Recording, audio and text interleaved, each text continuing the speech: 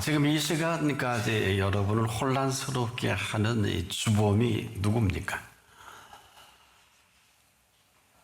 오늘 제가 이렇게 묻는 것은 저와 여러분은 지금도 알고 속고 모르고 속습니다. 오늘 이 두 단어는 우리 인생을 혼란스럽게 하는 두 단어인데 이렇게 사는 사람이 너무 많습니다. 근데 더 놀라운 사실은 전혀 이런 줄 알지 못합니다. 그저 아무렇지도 않게 지금도 살아갑니다. 아마 해아래 어처구니라면 이런 어처구니가 또 있을까? 어리석어도요, 어리석은 줄을 모르고요, 미련해도 미련한 줄을 모른다. 여러분 어떻게 생각하십니까? 참 이 말이 안 되는데 일생을 우리가 이런 혼란 속에 살아가고 있는 이 혼란입니다. 이런 사람들에게 여러분 제대로 된 삶을 기대한다. 이건 어불성설입니다. 아니 불가능할 것입니다. 아무리 대단한 지식과 아무리 대단한 훈련을 해도 아마 그대로 혼란 자체로 인생을 마감할 것입니다. 왜 그럴까요? 그 이유는 오늘은 새날입니다. 어제 살던 모든 지식과 경험과 모든 데이터는 오늘에 전혀 도움이 되지 않습니다. 그저 어제 연장선상에서의 오늘을 자꾸 우리가 설명하고 싶고 오늘을 풀어가고 싶은 것뿐인데 그런 오늘이 아니고 오늘은 새날입니다. 그래서 여러분에게 정중히 묻고 싶어요. 새날을 아십니까? 저도 몰라요. 이게 심각한 겁니다. 새날은 지금까지 저와 여러분이 알고 공부해 본 일도 없고 들려준 일도 없고 또 이것을 아는 이가 아무도 없어요. 지금까지 저와 여러분이 익숙하게 살아오던 이 삶의 관성에 의해서 그냥 오늘을 맞이하는 것이지, 그리고 그런 오늘인 줄 알고 살아가는 것이지, 오늘은 그런 오늘은 아니에요. 이 말은 잘 좀 경청하십시오. 지금 이 순간에 우리의 삶을 시작하신 분이 있어요. 이 삶을 시작하실 때 이분이 이런 말씀을 했습니다. 나는 처음이요 나중이라. 나는 처음이요 나중이라. 이분이 시작하신 삶이에요. 근데 우린 이분에게 의견을 들어본 일도 없고 새날을 여쭤본 일도 없으니 이런 황망할 때가 어디 있습니까? 그런데요, 이분은 나는 처음이라 이렇게 하신 게 아니라 나는 처음이요 나중이라 아주 분명합니다. 이러한 실체가 현재 진행형으로 계속되는 것이지 다른 것이 아닙니다. 근데 모든 사람들은 하나같이 엉뚱한 것에 관심을 갖고 논문을 쓰고 데이터를 발표하고, 심지어 여러분 기상대 예보는 지금까지 데이터를 정리해서 얘기하는 것뿐이지 이것이 오늘의 정확한 기상도는 될 수가 없어요. 왜냐? 새날인 분이 일기를 마음대로 하십니다. 그분은 지금도 나는 처음이라는, 지금도 이 순간에 생명이 태어나고요, 이 순간에도 사람이 마감을 합니다. 누가 할까요? 아무도 몰라요. 여러분 이걸 모르고 그럼 다 모르는 거죠. 뭐 어떻게 태어난 줄도 모르고 어떻게 마감하는 줄도 모르는데 어떻게 인생론을 얘기하고 무슨 삶의 철학을 얘기하고 뭐 인생의 행과 불행을, 이건 되는 말이 아니에요. 근데 우리는 그렇게 살고 있지 않습니까? 그러니까 이분은 지금도 이 순간에도 나는 처음이와 나중이라. 그래서 새날은 이분이 지금 준비한 이 날을 이분이 친히 처음으로 맞이하게 하실 수 있을 것 때문에 새날입니다. 그래서 여러분 아마 너무 잘 들었지만 이대로 사실은지 궁금해요. 그리스도 안에 있으면 새로운 피조물이라. 어마어마한 선언입니다. 여러분 이런 처음과 나중의 문 앞에서 무슨 오늘을 전망하고 뭐 귀신이야 장난질 할 수 있겠죠. 뭐 점도 치고 베일짓을 다 하지 않습니까? 귀신 장난에 놀아나지 않겠습니까? 근데 이런 오늘은 어제와 절대로 같은 오늘이 아니라 이날 새로운 피조물로 살아가게 하실 새날이요.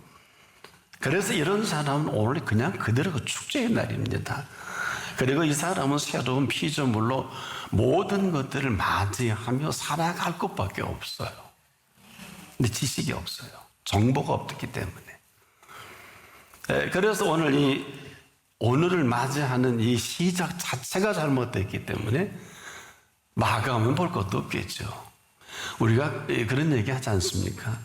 나무도요, 심을 때 잘 심어야 나무가 잘 자라고 뭐 열매도 맺고 커가지 않습니까? 심을 때 잘못 심으면 죽습니다. 아무리 수십만 그루를 심어도 심을 줄을 모르는 사람이 나무를 심으면 황폐화가 됩니다. 이걸 누가 알까요? 이런 첫 시작 새날을 모르는 것을 미련하며 어리석음이다. 즉 어리석고 미련하다 이렇게 볼 수 있겠는데, 이런 이 지구촌에 지금도 이렇게 어리석고 미련한 사람들은 우글우글합니다. 당도 짓고 패도 만들고 무슨 스펙을 따져서 뭐 아이리비가 어떻고 한국에 뭐 SK가 어떻고 뭐 가하고 아닙니다. 그리고 이들은 하나같이 아우성입니다. 이 아우성조차도 무슨 아우성인지도 모르는 어리석고 미련한 사람들이에요. 그러면 단어 정리를 해드릴까요? 어리석다라는 사전적 개념은 판단력 부족입니다. 또 우둔함입니다. 하나 더 뜻을 말씀을 드리면 완고함입니다. 여러분 한 번도 그렇게 생각해 본 일이 없을 거예요. 아니 뭐 어리석은 게 어리석은 거지 뭐. 이런 사람이 아무리 많이 공부를 해도, 이런 사람이 아무리 재물을 많이 가져도, 이런 사람이 아무리 결혼을 잘해도 이미 미스테이크예요. 판단력 부족이에요. 아무리 합리적인 결론을 내도 이건 본인 마음이에요. 그럼 미련함은 뭘까요? 잘 들어보세요. 사전적 개념입니다. 깨끗이 잊지 못하고 끌리는 데가 남아있는 마음이에요. 깨끗이 잊지 못하고 끌리는 데가 있는 마음은 젊은 청춘 남녀가 지금 열심히 사랑하는데 둘이 똑같이 첫사랑을 못 잊어하는 걸 말합니다. 이건 끝이지 않습니까? 장난질이죠. 자, 이렇게 정리하고 보면 여러분 스스로 답을 하세요. 여러분이 이제까지 어리석음과 미련함으로 결정한 아마 모든 것일 거예요. 크고 작은 일이 아니라 뭐 사업, 결혼, 진로, 여러분이 공부했던 모든 것까지라도 여러분이 지금까지 배운 유명한 처세술이지 이것은 생명과 전혀 관계가 없는, 여기에 아마 어마어마한, 어떤 사람은 노벨상, 문학상도 받았을 겁니다. 이걸로 여기까지. 네, 그래서 지금도 어리석어도 어리석은 줄 모르고 미련해도 미련한 줄을 모르는 이 모습을 스스로도 상상도 해본 일이 없을 것입니다. 이런 거예요. 이 사실이 맞다면 지금 여러분의 삶 전체가 정말 일그러진 영웅들이 아닐까. 판단력 미스테이크로 부족으로 할게요. 미스테이크보다도 그게 더 좋겠죠. 판단력 부족으로 인한 우둔함, 우매함, 굳어진 완고함, 이게 사전적 개념입니다. 하나같이 어리석음이 어리석은 줄을 전혀 감지조차도 못하고 삶의 중요한 결정, 이 판단력 부족으로 인해서 결과가 허망할 거 아니에요. 그래서 인생이 그렇게 허무해 하는 거예요. 그리고 모험이다. 아, 참 허접해. 너무 쓸쓸해. 이건 주책 정도가 아니라 이건 망한 인생이에요. 심각해도 이렇게 심각한 줄 누가 알겠습니까? 왜? 이건 판단력 부재에서 온 거거든요. 이걸 어디서 하소연해요? 이게 우리의 실체인 줄 누가 압니까? 말이야 그리스도인이라고 하지만 믿기 이전에 익숙해질 대로 익숙한, 전혀 그분과 관계없는 삶의 그 익숙하게 잘 짜여진 습관처럼 여러분 여기서 헤어나오지 못하는 것뿐이에요. 본인이 모르진 않습니다. 많은 또 말씀을 들어서 오늘 새로운 삶이라 이렇게 생각을 하지만 미련이 남아있단 말이에요. 미련이 뭐라 그랬나요? 사전적 개념으로 이 미련이라는 것은 깨끗이 잊지 못하고 끌리는 이 끌림이 문제예요. 끌리는 데가 남아있는 마음이란 말이에요. 온통이 마음을 다 점령해 버리는 거예요. 근데 뭘? 우리가 지금도 이 그분 앞에 있다는 이 두 단어, 이것을 정확한 정리만 할 수 있다면 절대 어리석을 수 없고 절대 미련할 수 없는 것을 아느니까 얼마나 될까요? 지금 이 순간에도 우리가 이 어리석음과 미련하면서 벗어나는 순간 새날을 맞이합니다. 자, 잊지 말아야 할 이런 거예요. 재벌집 며느리가 되기 전에는 그래도 돼요. 그러나 이미 재벌집 며느리가 된 이후에는 지금까지 살아왔던 이 모든 것들은 전혀 그가 재벌집 며느리로 살아가는 데 도움이 되질 않아요. 그 이전에 재벌집 며느리가 되기 위해서 뭐 필라테스도 하고 열심히 아마 남편 될 사람을 어떻게 보면 꼬셔서라도 마음에 들게 했을 것입니다. 그건 거기까지. 이미 재벌집 며느리가 됐으면 다시 몸매를 가꾼다, 다시 무슨 스펙을 쌓는다, 무슨 준비를 한다, 전혀 도움이 안 됩니다. 이것은 그대로 끝나는 일이에요. 이건 무슨 얘기냐? 그냥 재벌집 며느리로 살아가면 될 일입니다. 왜? 모든 삶의 흐름이 달라진 것뿐이지. 이 달라진 환경과 이 모든 것을 정중히 그대로 맞이하며 살아가기도 부족할 것입니다. 이 얘기가 무슨 얘기일까요? 우리가 지금도 여러분이 그리스도인이 맞다면, 당신이 그리스도인을 위해서 애쓰고 수고하는 게 아무것도 없다면 겸손히 그분의 정서와 그분의 사는 세계와 먹는 양식으로 맞이할 것뿐입니다. 여기에 애씀과 수고는 전부 아무 소용이 없어요. 이것은 지금도 이렇게 하지 못한 치명적인 우리의 이 불행이 지금도 여러분을 쥐고 놓지 않는 것뿐입니다. 지금 여러분이 익숙하게 살아왔던 게 편하거든요. 발 뻗는 게 편하고, 제끼는 게 편하고, 일요일인데가 아니라 주일이면 얼마나 좋겠어요. 우리가 지금도 예수 그리스도 나의 구주, 나의 하나님을 영접했다는 이 사실인 사람은 천지가 개벽된 사람이에요. 들을 귀가 있든지 없든지. 이 사람은 지금까지 세상의 왕 노릇합니다. 이 왕은 뭐예요? 모든 주권 행사합니다. 하고 싶으면 하고, 가고 싶으면 가고, 하기 싫으면 안 하고. 그런 거 아니에요? 이 왕은 목숨도 그냥 끊고 싶으면 끊는 거예요. 세상 왕은 그래요. 근데 우리가 여기서 왕 노릇하다가 천지 만물을 지으신 분을 나의 왕, 나의 하나님으로 모셔드린다면 이건 다른 얘기입니다.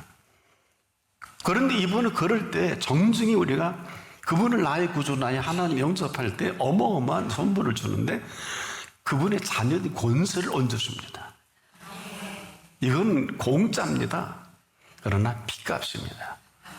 이 사실 한순간도 잊지 않기를 바랍니다. 여러분, 이 자녀된 권세이기 때문에 이 왕께서는 그 다음부터 함부로 못합니다. 이분은 만왕의 왕이시기 때문에 참으로 자격도 없는 사람을 왕자로 삼은 이 고통과 이 고충을 밤을 새웁니다. 꼭 탕자가 재산 3분의 1을 강탈해갖고 도망간 녀석 20년 동안 아버지가 잠 못 이루고 못 이루고 동구바다 기다리듯이 있는 녀석도 똑같지요. 종살이하는 그 녀석을 끝까지 기다리신 그 아버지의 마음, 염소 새끼 한 마리 안 잡아준다고 대거려하는 그에게 아마 귀퉁뱅이 한 대 내리고 싶었을 것입니다만 아내야, 너는 항상 나와 함께 있으니 내 것은 다 네 것이로되. 이게 할 소리입니까? 이것은 그 권세 때문에 그렇고 위치와 신분 때문에 그래요. 종놈이야 발길을 차버리면 되잖아요. 근데 어떻게 자식 새끼를 발길을 차버립니까? 우리에게 지금도 이런 엄청난 만왕의 왕이신 분의 권세된 자녀된 권세요, 위치와 위상 때문에 지금도 그분은 밤잠 못 이룰 때가 많고 때로는 아마 울고 계실 때도 많지 않겠냐. 즉 이것은 지금도 왕자로 삼은 이거기 때문에 이분은 한번 삼으시면 시건치 않습니다. 여러분 아멘도 못하시는 거 보니까 큰일 났네. 이분은 지금도 아무리 거지와 같은 인생을 사는 사람 인생이라도 한순간에 만왕의 왕으로 온 피조 세계를 주도하신 아버지 되신 하나님의 자녀된 권세를 얹어주셨어. 그래서 천지를 개벽한다는 표현을 쓰는 게 이건 더하면 더했지 덜하지 않는데 이런 판단력의 부족이 오늘 우리의 모습이에요. 이런 어리석음이 어디 있을까요? 이런 미련 곰탱이를 내가 한번 사전에 찾아봤어요. 이게 방언이더라고요. 여러분 우리 그런 말 많이 듣지요. 이게 여기서 나온 얘기예요. 이게 방언입니다. 그러나 우리가 지금도 미련함을 모르니까, 미련함이 뭡니까? 깨끗이 잊지 못하고 끌리는 데가 남아있는 마음은 지금도 전에 살았던 게 좋고 지나간 게 좋고 자꾸 예스터데이의 사람으로 헤어나오지 못하는 그런 거 아니에요? 저는 어릴 때 왕자와 거지의 그 동화를 읽었는데 재밌더군요. 여러분 다 보셨죠? 거지를 왕궁에 헤어놨는데 다리 밑에 거지가 좋으니까 가잖아요. 참 인상적이에요. 여러분 우리가 이렇게 어리석은 줄 모르고 뭐 내 마음이야 다 생각이 있는 거지 참 아무리 왕궁에서 그의 자녀로 살아가게 하고 싶은 그 왕께서는 모든 것을 준비하신 그 왕은 지금도 전무후무한 준비로 이렇게 준비한 것은 아무 관계없이 아직도 거짓 신세일 때 깨끗이 우리가 정리하지 못한, 즉 한마디로 깨끗하게 정리를 해야 되는데 지금도 어쩌고저쩌고하죠. 잊지 못해서 남아있는 게 끌리는 데가 있어요. 지금도 어때요?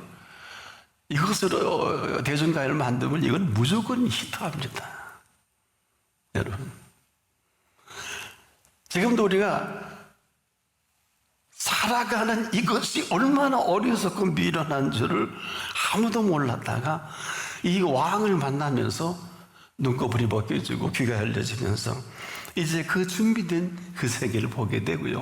그 음성을 들려지면서 이제까지 살았던 삶이 얼마나 헛접스럽고 허망했고, 근데 더 놀라운 충격적인 것은 아무리 이렇게 왕께서 왕자로 삼아 배를 해줘도 이 왕궁에 그렇게 머물게 하고 싶으셔도 이 왕자가 거지 생활이 자꾸 그리워서 아주 고상하게 지금도 거부하고요. 아주 고상하게 거역을 합니다. 이게 자꾸 반복이 되다 보니까 아무리 좋은 걸 줘도 좋은 줄 모르고요. 아무리 엄청나게 귀한 걸 줘도 귀한 줄 모르는, 이걸 우리가 뭐하러 바보라 그러죠. 미련 곰탱이라 그러죠. 누굴까? 여러분 아니에요? 여러분 아니에요? 죄송한데 아무리 주고 싶어도 알량하게 거부하고 입맛이 없다는 둥, 내 몸이 안 맞는 둥, 난 차라리 산속에 들어가서 그러니까 왕이 자꾸 계속 하고 싶어도 알량한 거부와 거역으로 인해 더는 머물 수가 없어서 그냥 내어버려두는, 쫓아버리는 게 아니라 스스로 선택으로 뛰쳐나간단 말이에요. 이런 줄을 이 미련 곰탱이는 몰라요. 여러분, 지금 이 얘기가 누구 얘기입니까?